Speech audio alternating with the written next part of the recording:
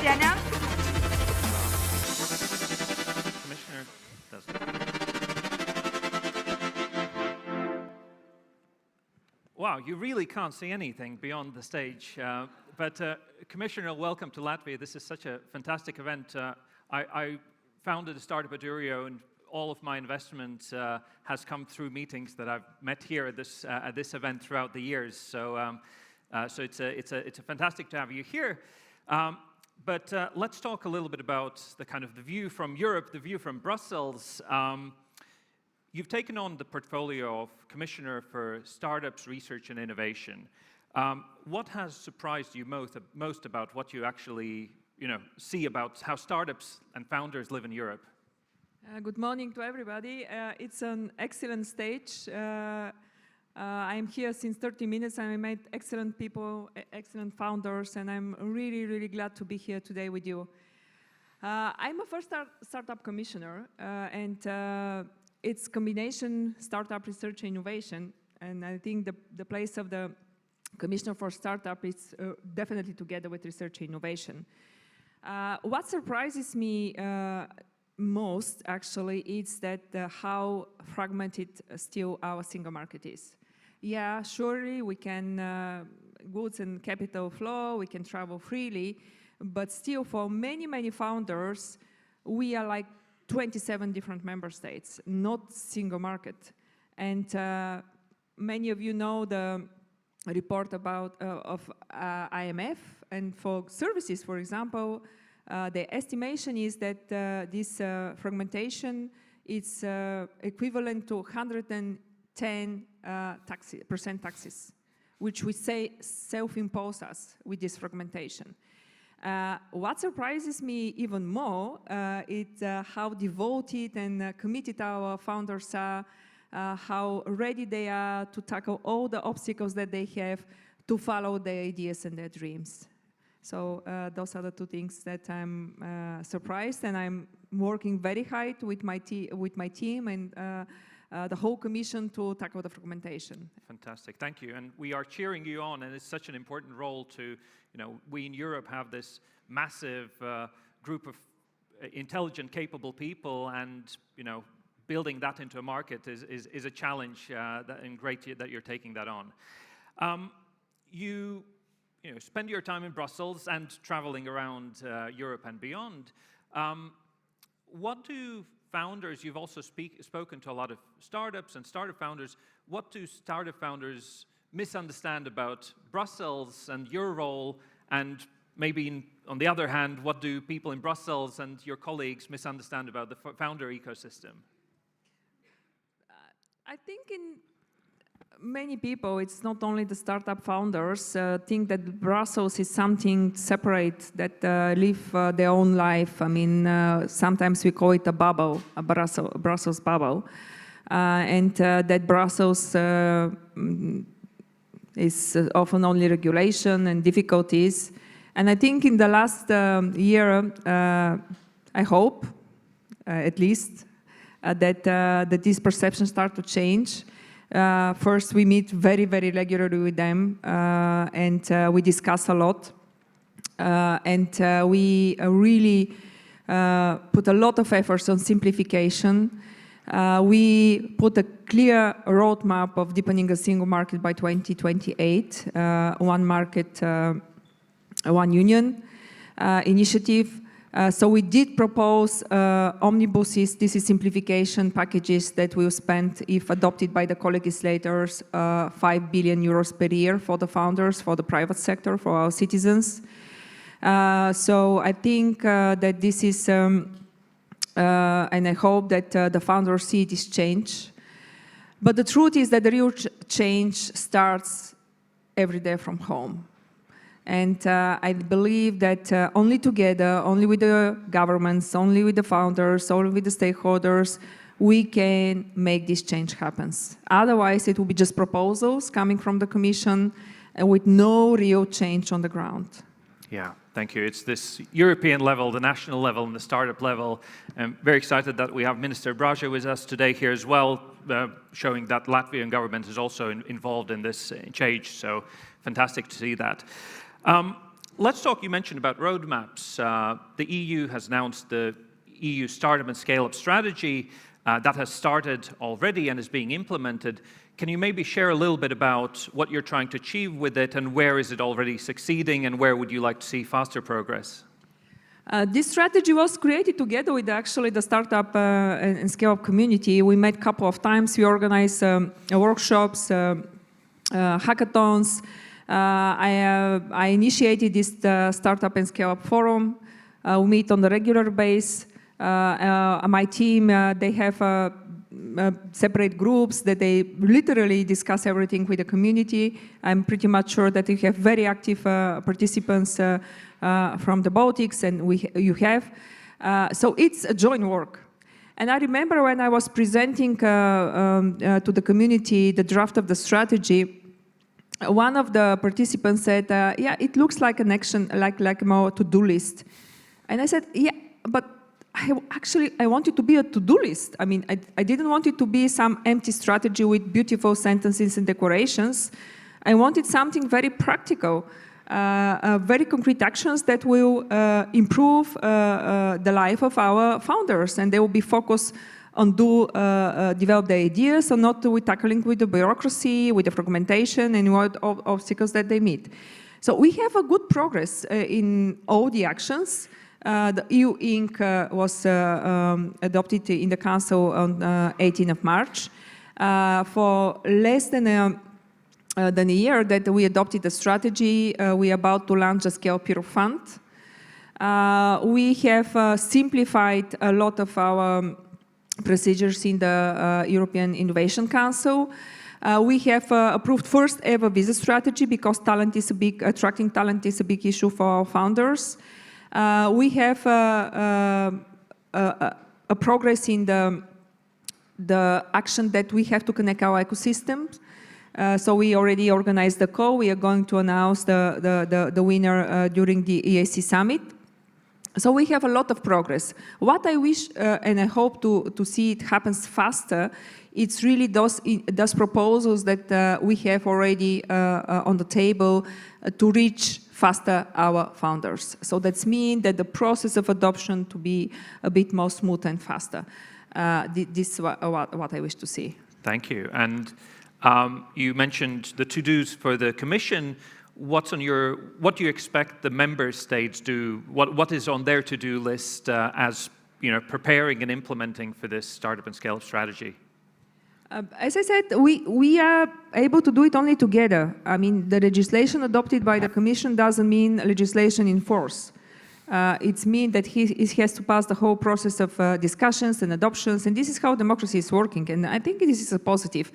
But I really want the people to feel that democracy can also deliver fast. So this is really important.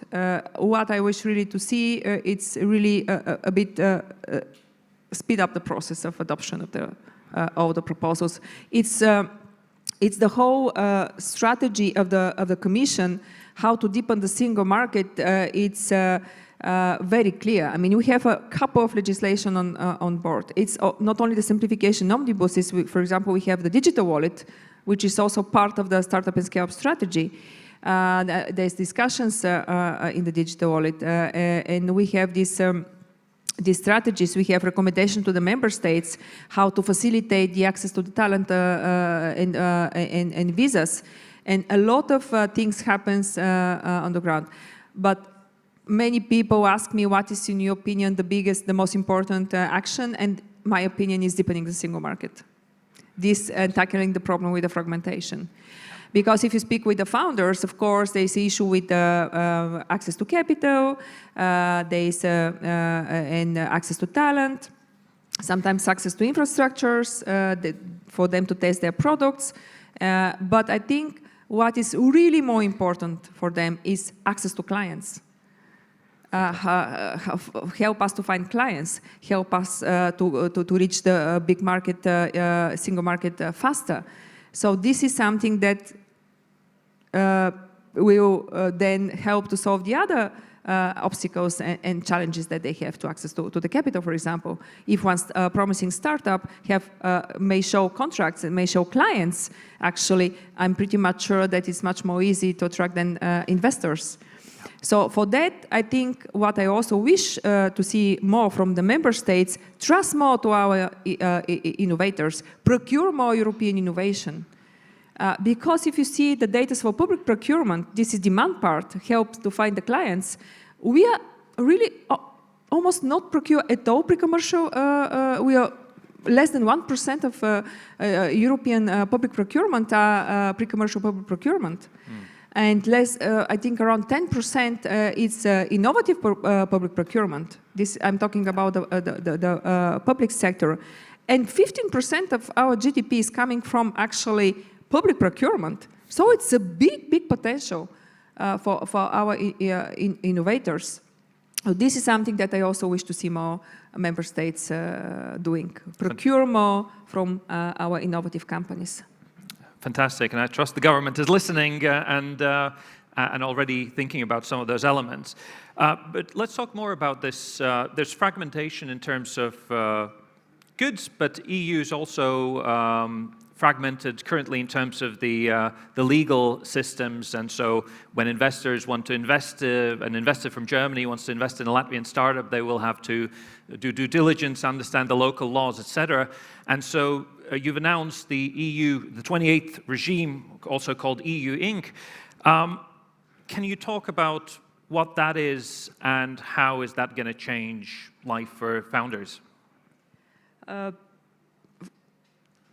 28th regime is a bit broader than the EU Inc. EU Inc. is one of the part of the 28th regimes, the most significant one maybe because it was really demand coming from the community, and I'm really very much grateful to the community because it was an initiative that really arose from their demands, and now here we are, we have the proposal of the Commission.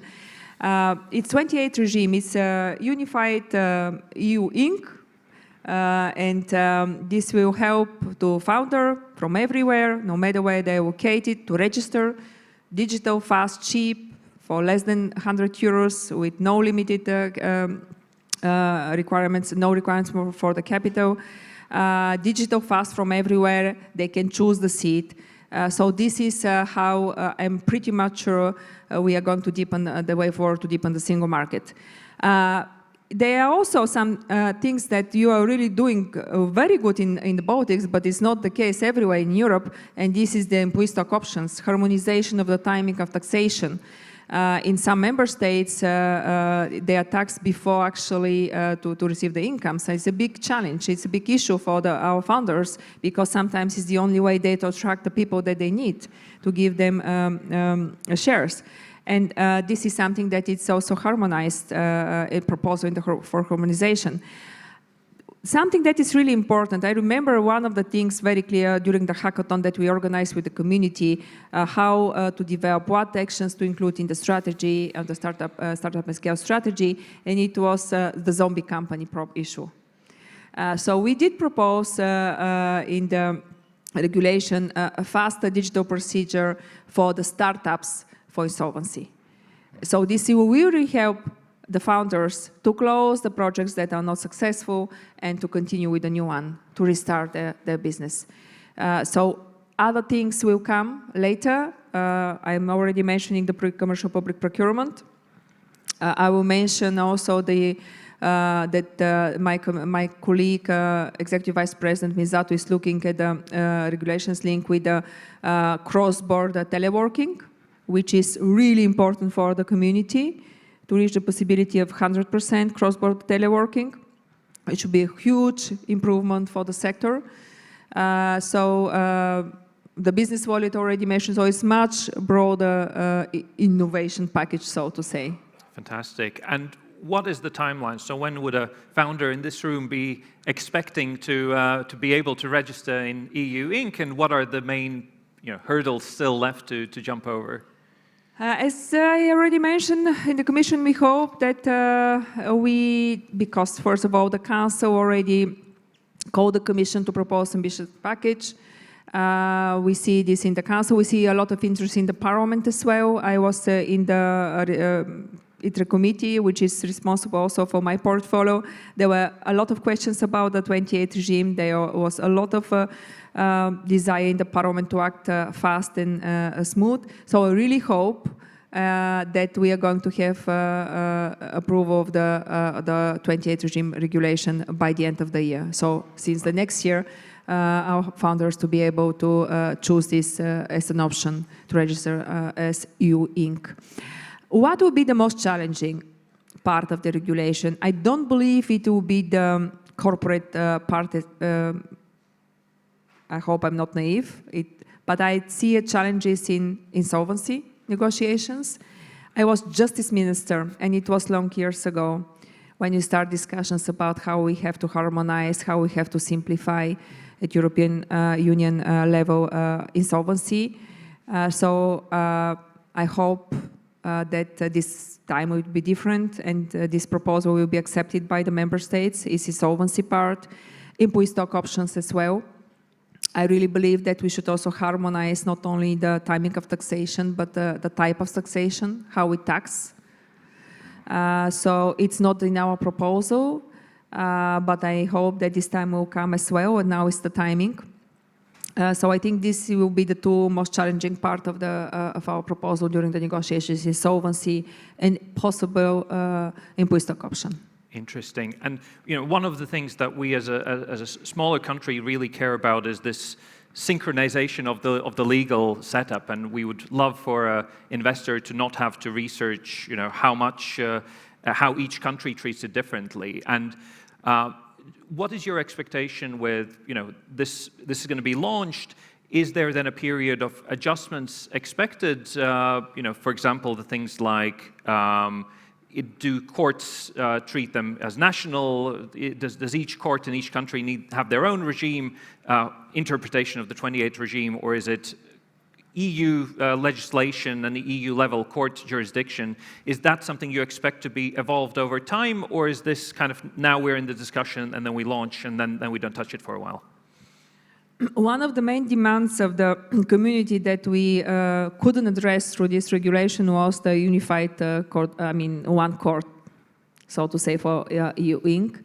Not because we didn't want it in the Commission, because it's not. We have a treaties. We are not one country. We are 27. We have a treaties. So we are not possible to propose this according to our treaties. But what we have done is we did recommend, and we are ready to assist the member states and to support them to establish a specialized chambers of the courts or specialized courts which are going to do with the disputes of EU Inc. So as I said, we are ready to assist it. We are ready to help the member states and to motivate them to do so. And I think the member states who do it, it will be a big advantage for them. Because as I said, you'll be able to register in which, no matter where you're located, from your office, from your home, the company, digital, fast, cheap, in which member states you choose. So you have not to travel personally to these member states to register. So you can decide to incorporate whatever you want in European Union. So I think it will be a big advantage for those member states if they want to attract a private sector and founders to establish a specialized courts or specialized chambers of the courts. Okay, thank you. So I'm giving the ideas of the member states if you want to do it.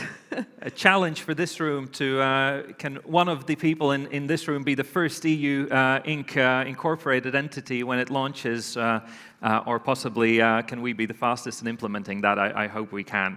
Let's talk about the money. That's what is always a big part of the startup journey, and the EU Startup and Scale-up strategy spoke about these two valleys of death, where there's kind of the initial funding is a gap, and then you grow a little bit, and that's then the other thing where people tend to jump to the US because it is difficult to have scale-up funding. What support should the founders in this room expect from the EU, whether part of this strategy or anything else you're working with? So what should founders, investors watch for in the EU's work in terms of funding? European Innovation Council is the biggest deep tech investor in Europe already. The resource that we have for 7 years, it's 10 billion euros. already distributed 6 of them. We have combination there between the grants and equity. And then we have created European Innovation Council Fund, which supports deep tech startups. Then we expand the fund because we saw, okay, we have a really huge potential here, but we need more support for growth stage. So we created this step, which allows tickets up to 30 million euros in equity. But we know that it's not enough because especially deep tech needs higher tickets, bigger tickets, and so-called patient capital.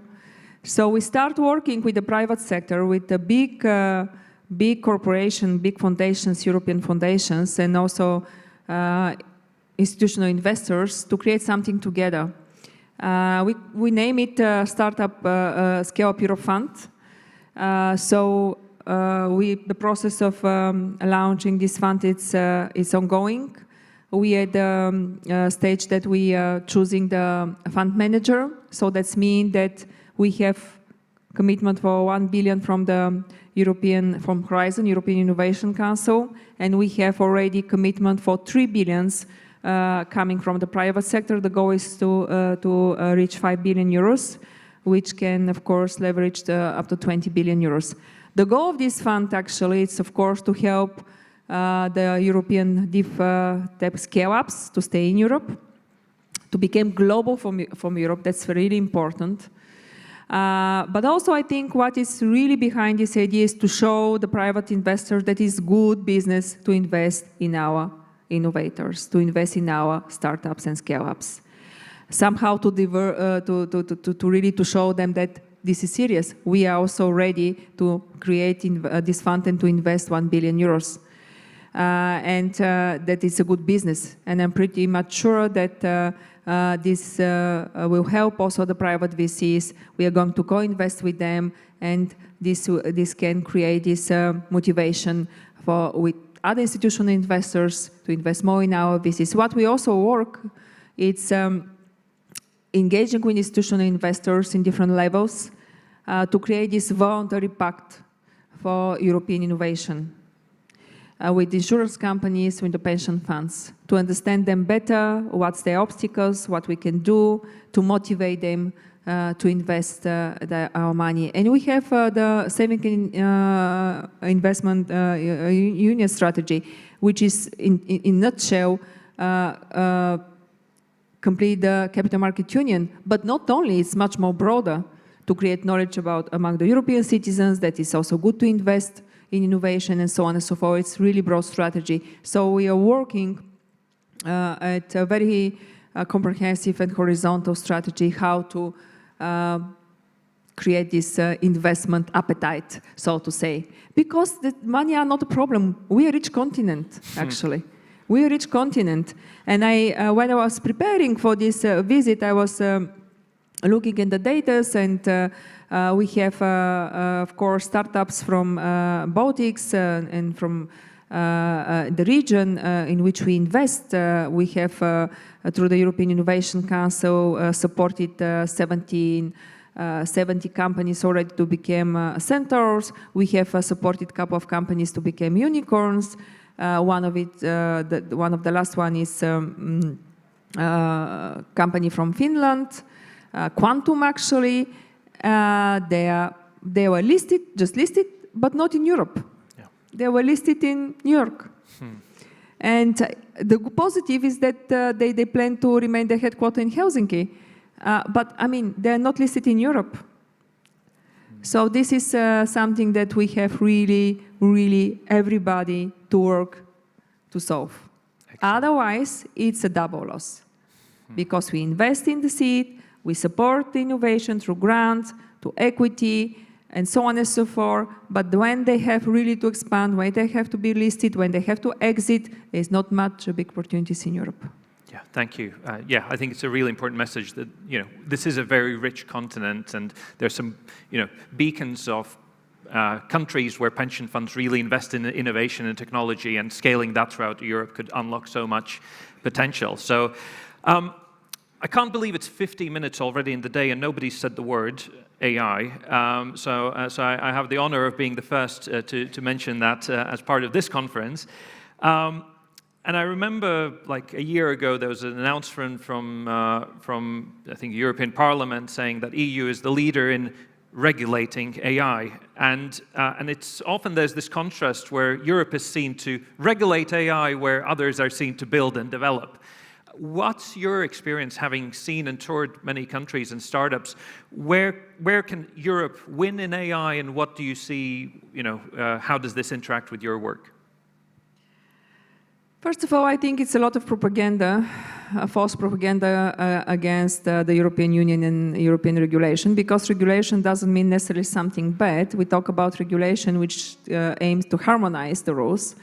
I met, for example, very big companies, European companies, Scaleups in fintech, and they said, actually, the European regulation helped us to become big because the goal was to harmonize the rules.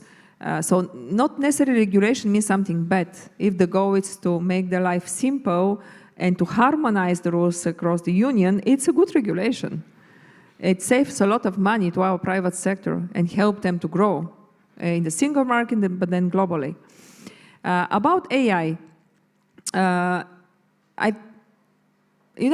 when I was preparing for my hearing, it was a year and something ago, of course I heard, okay, AI Act is a big issue, it will stop development of the AI. And then I met other people from the sector and scientists, but also startups who are saying, no, it's not bad. Some things are still unclear. We have to see the delegated acts. But the truth is that it will help us to operate in the whole union. So what is unclear still, the delegated acts, so-called the implementing acts. We heard them that there were some difficulties, and we did propose amendments actually in the AI Act. But at the same time, I believe that it's better to have one regulation at European Union level. Otherwise, you will go here, there, in Berlin, in France, in Riga, in Tallinn, and you are going to face different requirements when you want to sell your AI product. Now we are going to have one regulation for all 27 member states. That's first. And second, if we want our people to see AI as an opportunity, not as a threat, it should be trustworthy and human-centric. And more big names in AI that I see, they say to the European Union, it was when we launched the two strategies, applied AI strategy and science AI strategy in Copenhagen during the Danish presidency. One of the names, I'm pretty much sure that everybody knows his name, Joshua Bejos, he said, Europe has a duty to humanity. And your act, it's a lot of propaganda against this act. And it's a good act, actually. It's protect humans. So let's really adapt when it's not working, but not deny that it's better to have one instead of 27. Exactly, same as the phone charger. That's always the great example to use. You spend a lot of time talking with various countries, some of the bigger, more stable countries. You come and visit us in the Baltics, and the always question for the Baltic founder is, what is our advantage as a small country? How can we compete with much bigger startups in Spain or Germany or France? What's your, words for those founders here in this room? Where do you feel small countries bring an advantage, and how we can, move to benefit from being in the Baltics? First of all countries in Europe are small compared to the main competitors. So in that perspective, you are not that different than the others. And I think the advantage of the small, so to say, countries, it's the agility, the speed, the much faster connection between you, with the ecosystems, with the governments. For example, the Baltics are prime example. You're always given this example of digital e-governments, of good legislation that you have for employee stock options, for example, also registration, for example. I never met a founder from Baltics, but also in general from Central Eastern Europe, who has some problems to register a company. Always, it's fast, digital, not expensive. So don't underestimate that region. I think you have a really, really good advantages, and also this spirit of cooperation, which is really something very important. As I said, even the biggest member state is small compared the United States or China, our main competitors. Only together, only integrating, only tackling the fragmentation, we can be competitive. Thank you for those words of inspiration. And Commissioner, it is first fantastic to see the EU have this role, somebody responsible for the startup ecosystem and innovation and research. And I think we can be happy that you are in that role and being champion for the startups in this room and beyond. So let's give a round of applause to Commissioner Zaharieva. Thank you. Thank you. Thank you so much.